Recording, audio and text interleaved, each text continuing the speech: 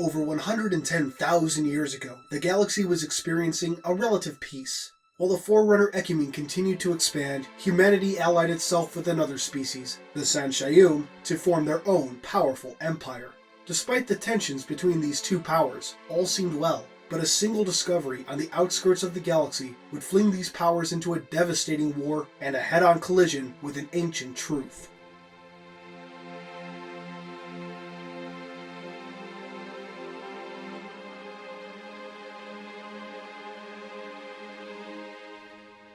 Like modern humans, the ancient human empire explored everything within its reach. In intergalactic space, on planets inhabited and barren, were found ancient ships containing a fine powder. Unknown at the time, these ships were precursor and contained the powdered remains of their creators. Upon closer examination, the powder was found to be an unknown short-chain organic molecule, and, as far as humans or Sanshayum could determine, inert and harmless.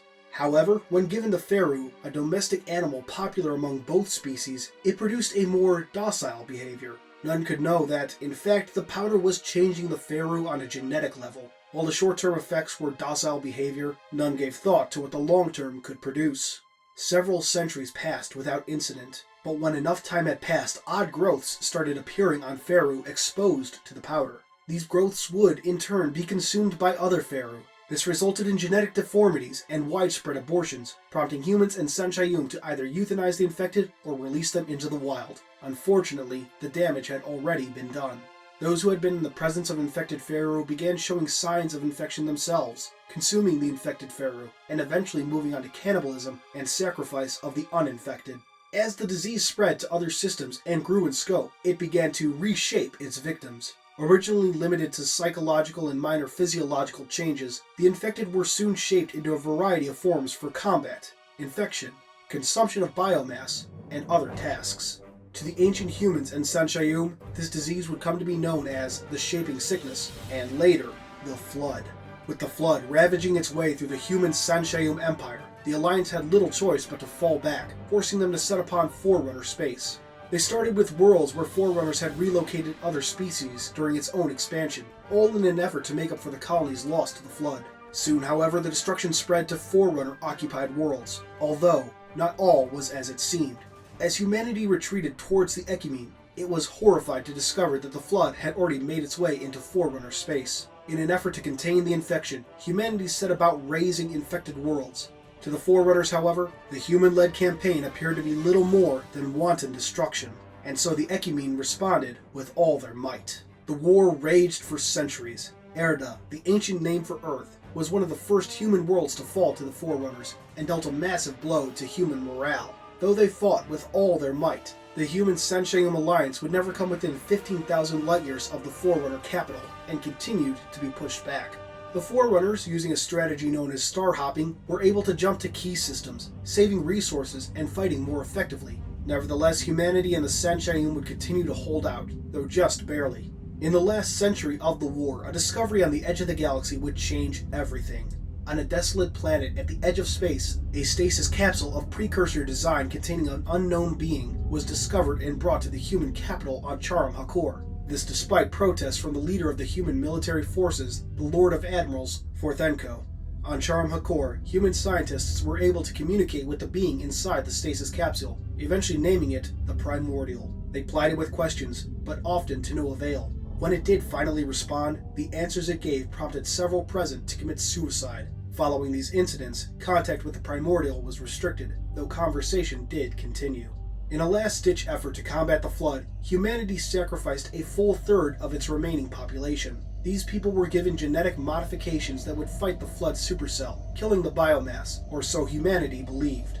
Soon, the massive Flood infection seemed to be dying out and retreating. During this time, Forerunner forces would come across numerous human worlds in the heart of Flood-infected zones, the worlds untouched by the parasite.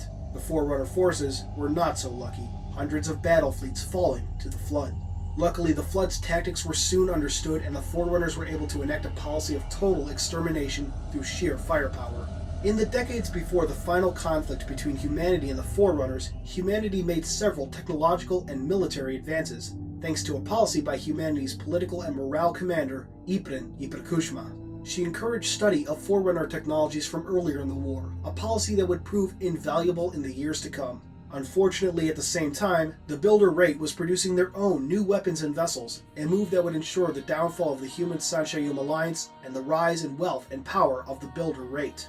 In the final years of the war, the bulk of human power was forced back to their political capital, the precursor world called Charum Hakor, and cut off from the rest of their empire. While some Sanshayum remained allied with human leadership, the majority of the species would surrender to the Forerunners in these final decades. Humanity held strong for 53 years before finally falling to Forerunner might. Many humans in Sanshayum committed suicide rather than being taken prisoner. Those that remained stripped their uniforms in an effort to conceal their rank, though this would ultimately prove to be futile. With victory achieved, it was time to decide what to do with the humans and Sanshayum. Because of their surrender, the Sanshayum were merely quarantined to their home system. Space travel only allowed between their homeworld on Janjir Quom and another planet that had been colonized within the system. Humanity was not so lucky. Many on the Forerunner Council wanted to exterminate humanity altogether, but thankfully the Forerunner known as the Librarian successfully argued against this. The Flood was not gone, merely beaten back. They would inevitably return, and humanity might well hold the secrets to a cure. In light of this, it was decided that humanity would be reduced to an earlier point in their evolution, and the essences of key human leaders extracted and preserved for when the Flood would return. The Librarian, too, was promoted to Life Shaper, the highest rank obtainable within the Life Worker rate, and charged with overseeing the Council's plan and studying the Flood. The Librarian obeyed, but she would simultaneously set into motion her own plans that would span millennia.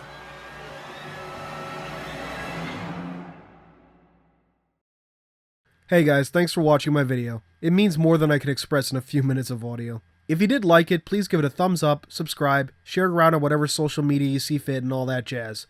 Thank you so much. Your support is everything. I would not be where I am without you. Thanks.